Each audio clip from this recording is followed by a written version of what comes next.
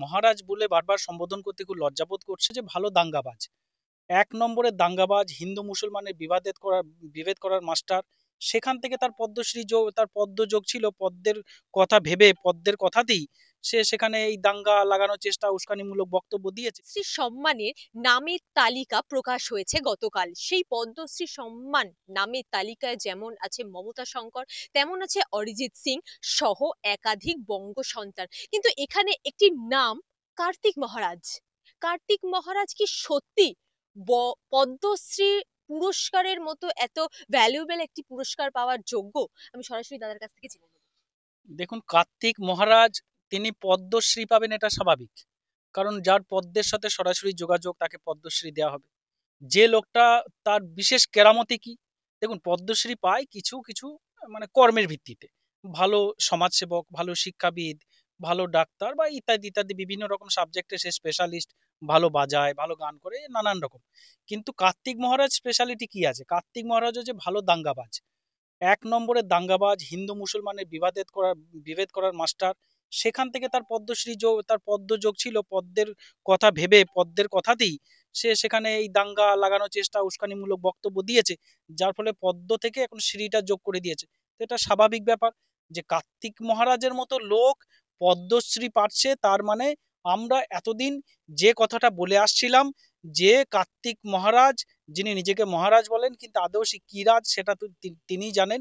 তিনি সবসময় সরকার বিরোধী কথাবার্তা বলেন, বিজেপির ট্যাগলাইনে কথাবার্তা বলেন, বিজেপির মঞ্চে তাকে বিজেপির উত্তরীয় গলায় নিয়ে মঞ্চে থাকতে দেখা যায়, বিজেপি নেতাদের সাথে সবসময় ঘুরে বেড়াতে দেখা যায়, যারা লক্ষ্যকণ্ঠে গীতা পাঠের সময় শুভেন্দু অধিকারীর সাথে ডাইরেক্ট দেখা যায়। অতএব এই কার্তিক মহারাজ মানে বিজেপি, বিজেপি মানে পদ্ম, পদ্ম মানে কার্তিক মহারাজ, আর কার্তিক মহারাজ কি পদ্মশ্রী দেওয়া হলো, অর্থাৎ পদ্মের সাথে কার্তিক বাবুর যে যোগাযোগ, সেটা এই এই অ্যাওয়ার্ড থেকে বোঝা যায়। পাশাপাশি কার্তিক মহারাজের একটি কথা ভীষণ ভাবে একটি বিস্ফোরক মন্তব্য। তিনি কোট আনকোট বলছেন বাংলার মেয়েরা নাকি নিজেদের লক্ষণ রেখা মানতে পারছেন না, তাই তারা ধর্ষণ হচ্ছে। আমি একেবারে কোট আনকোট যাচ্ছি কার্তিক মহারাজের কথার বেসিসে, কি বলবেন? দেখুন, এই কার্তিক মহারাজের মানে এমন একটা মহারাজ বলে বারবার সম্বোধন করতে খুব লজ্জাবোধ করছে, কারণ আসলে যারা সাধু সন্ন্যাসী মানুষ, সেই সাধু সন্ন্যাসী মানুষদেরকে মানে ইনি অপমানিত করছেন, অপমান অপমান করছেন বারবার এইরকম ধরনের কথাবার্তা মন্তব্য করে মানুষের সাধু সন্ন্যাসীদের প্রতি খারাপ ধারণা জন্মিয়ে দিচ্ছে। এই কার্তিক বাবুর কথাবার্তা, এমন এমন বিস্ফোরক কথাবার্তা তিনি আবিষ্কার করছেন, শুভেন্দু বাবুদের কথায়, বিজেপির কথায়, কেন্দ্র নেতৃত্বের কথায়। এখানে বাংলার মেয়েরা সারা ভারতবর্ষে নারী সুরক্ষা এগিয়ে কোথায়? পশ্চিমবাংলায়।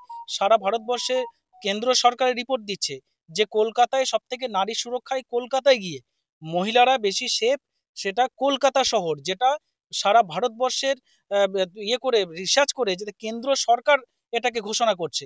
সব থেকে নারী ধর্ষণ, নারীরা অসুরক্ষিত কোথায়? কেন্দ্র শাসিত রাজ্য, জয়েন্ট ভেঞ্চার সরকার, আসামে, উত্তরপ্রদেশে, মহারাষ্ট্রে, যেখানে কেন্দ্রের সরকার, যেখানে বিজেপি সরকার, সেখানে নারীরা সুরক্ষিত নয়। উত্তরপ্রদেশ, যেখানে সব থেকে বেশি ক্রাইম হয়, গুজরাট, যেখানে সব থেকে বেশি সাইবার আর্থিক প্রতারণা মামলা হয়, আসাম, যেখানে সব থেকে বেশি নারীরা অসুরক্ষিত, আর পশ্চিমবাংলার কলকাতা সব থেকে যেখানে নারীরা সুরক্ষিত। তেমন একটা জায়গা থেকে যদি এই ধরনের কথাবার্তা বলে, তাহলে পারে আর কিছু বলার কিছু নেই। এই ধরনের সাধুগুলোর জন্য আসল সাধুরা অপমানিত হচ্ছে, মানুষের আসল সাধুদের প্রতি ভক্তি কমে যাচ্ছে, শুধু এই ধরনের নোংরামো মেন্টালিটির জন্য।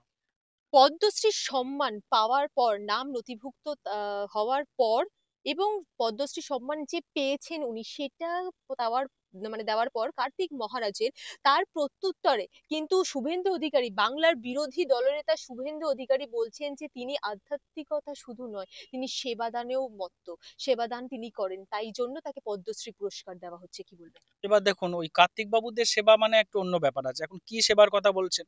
শুভেন্দু বাবুরা জয় শ্রী রাম বলেন। এবার জয় শ্রী রাম বলতে আমরা হয়তো, আপনি ভগবানকে বুঝবেন যে জয় শ্রী রাম বলছে, ভগবানকে বলছে।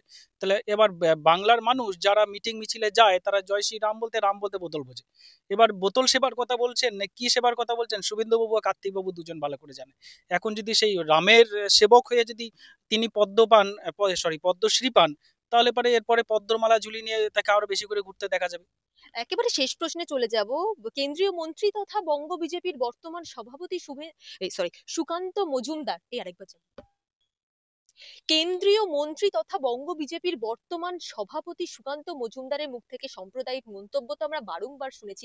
তিনি বারংবার বলতে তাকে আমরা শুনেছি যে বাড়ি বাড়ি অস্ত্র রাখুন, ছেলে মেয়েদের ডাক্তার ইঞ্জিনিয়ারিং এর পড়ানোর পাশে ভালো হিন্দু তৈরি করুন। এখন তিনি বলছেন রাজ্য সরকার নাকি সুযোগ পেলেই কলতলার মাসিদের মতো ঝগড়া করে, কি বলবেন? আস্তে আস্তে ভারতীয় জনতা পার্টিতে ঢোকার পরে মানে কি এরকম দায়িত্ব পাওয়ার পরে যে নিজের দায়িত্ব জ্ঞানহীন হয়ে পড়বে, এটা সুকান্ত বাবুকে দেখলে বোঝা যায়। লোকটা নিপাট ভদ্রলোক, শিক্ষিত লোক। এরকম একটা লোক শুধুমাত্র পার্টির পদের জন্য যে এত নিচে নামতে পারে এবং সে মনুষ্যত্ব, নিজের মনুষ্যত্বটাকে জলাঞ্জলি দিয়ে এইভাবে মিথ্যাচার করতে পারে, অপপ্রচার করতে পারে, মিথ্যার আশ্রয় নিতে পারে, এই ধরনের নোংরামো করতে পারে, কলতলা রাজনীতি করতে পারে, তো সুকান্ত বাবু যদি কলতলায় নেমে আসতে পারে, ভাবুন তাহলে শুভেন্দু অধিকারী কোথায় কোথায় নামতে পারে।